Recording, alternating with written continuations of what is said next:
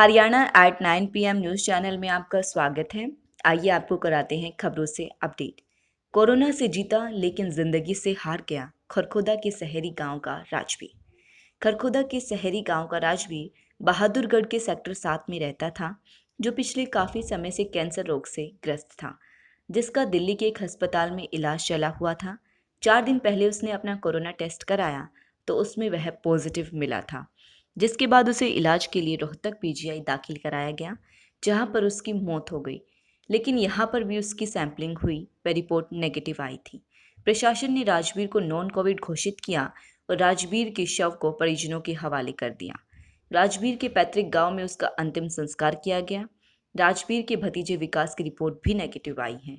हालांकि राजवीर के भाई सतवीर को आइसोलेट किया गया है, जबकि परिवार के सभी सदस्यों को होम क्वारंटीन किया गया था।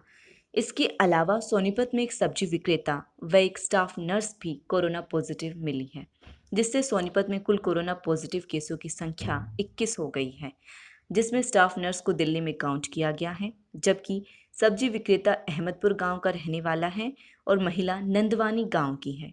दोनों ही गांवों को पूरी तरह से सील कर दिया है। हालांकि 4 मामलों में रिकवरी भी हुई है। बिल्कुल, जो शेरी गांव के अंदर कोरोना से पीड़ित बताए जा रहे थे, जिनका सैंपल 23 तारीख को लाल पैथ लैब में लिया गया और 24 को उनकी रिपोर्टिंग हुई, तो उनको कोरोना से पीड़ित बताया गया।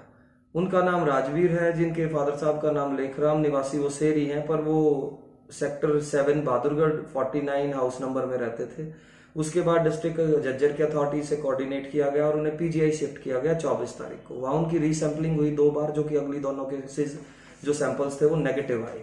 और इनकी हिस्ट्री के अकॉर्डिंग ये कैंसर से भी पीड़ित थे। तो अभी जब उनका अंतिम संस्कार हुआ है, उस टाइम पे उनकी जो अगले दोनों सैंपल्स की रिपोर्ट थी वो दोनों की दोनों नेगेटिव थी। और जो डिस्ट्रिक्ट अथॉरिटी सोनीपत है वो उस पहले सैंपल की रिपोर्ट की अपने लेवल पे जांच कर रही है। और अभी मैं आपको यही कह सकता हूं कि एज पर 2 सैंपल रिपोर्ट से पेशेंट कोरोना से पीड़ित नहीं था, और फिर भी सारी सावधानियां बरतते हुए उनका अंतिम संस्कार करवा दिया गया। डॉक्टर साहब, जब इस लाल पैथ लैब का टेस्ट हुआ था वो कब हुआ था, और जो पीजीआई का टेस्ट हुआ वो कब हुआ? लाल पैथ लैब की जो सैंपलिंग रिपोर्ट है, as per mentioned on the sample, 23 तारीख को उन्होंने सैंपल लिया और 24 तारीख को उन्होंने रिपोर्ट दी। और उस रिपोर्ट के आधार पे फिर डिस्ट्रिक्ट अथॉरिटी झज्जर से जब कोऑर्डिनेट किया गया तो उन्होंने इनको पीजीआई शिफ्ट कर दिया। तो वहां जाने के बाद 24 और 25 को इनके अगले सैंपल्स हुए। आपको क्या लगता है साहब, मौत होने का क्या कारण रहा होगा? As per history of patient वो कैंसर से पीड़ित थे, और ये तो अब क्लियर हो गया है कि अगले 2 सैंपल्स में उनकी कोविड की रिपोर्ट नेगेटिव आई है। तो कोई ना कोई कारण ऐसा ही रहा होगा जो कैंसर से रिलेटेड हो। मुझे नहीं लगता कि 2 सैंपल्स की रिपोर्ट आने के बाद की कोई कोविड का कारण इसमें रहा होगा।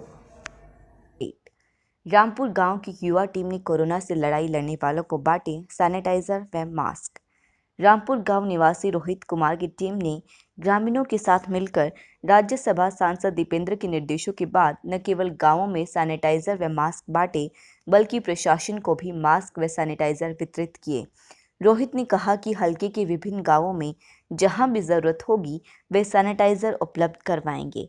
फिलहाल उन्होंने हलके में कोरोना से लड़ाई लड़ रहे सरकारी कर्मचारियों, जिनमें पुलिस, चिकित्सकों, बिजली कर्मियों सहित विभिन्न सरकारी कर्मियों को सैनिटाइजर वितरित किए हैं। इस मौके पर उनकी टीम में नितिन, अंकित, रवि, दीपक व उत्तम सिंह भी उपस्थित रहे व लोगों को कोरोना महामारी से लड़ने के लिए जागरूक भी किया। लगातार खबरों से अपडेट रहने के लिए बने रहिए, जुड़े रहिए और देखते रहिए Haryana at 9 PM news channel. नमस्कार, धन्यवाद।